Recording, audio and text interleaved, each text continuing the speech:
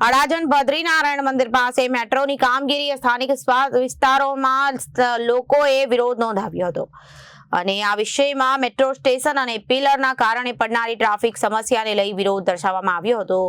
લોકોએ સાંસદ મુકેશ દલાલને પણ રજૂઆત કરી હતી। અડાજણ બદ્રીનાથ મંદિર પાસે મેટ્રોની કામગીરી સ્થાનિક વિસ્તારના લોકોએ વિરોધ નોંધાવ્યો હતો।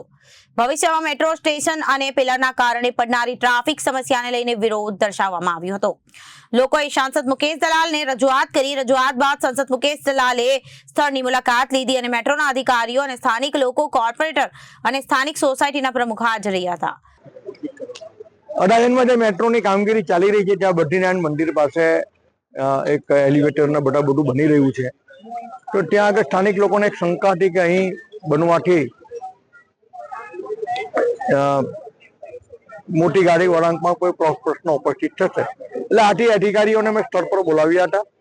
અધિકારીઓ કહ્યું કે ભાઈ અમે તમને પ્રેક્ટિકલ બતાવીશું કે અહીં કોલમ બન્યા પછી પણ ગાડી મોટી વળાવવામાં કોઈ તકલીફ પડવાની નથી, એટલે એ બતાવશે, ડેમોન્સ્ટ્રેશન કરાવશે એ લોકોને અને એ લોકોને કન્વિન્સ કરશે કે જો આ પ્રશ્ન નથી અને એ લોકોનો બીજા કોઈ પ્રશ્નો હશે તે સાથે મળીને ઉકેલ કરીને કામગીરીને આપણે આગળ ધપાવીશું।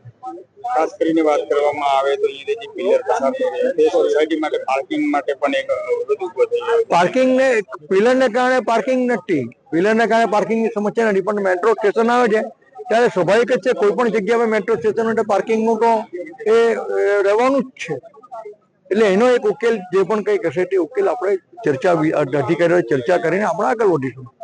Bureau report, Janadesh news.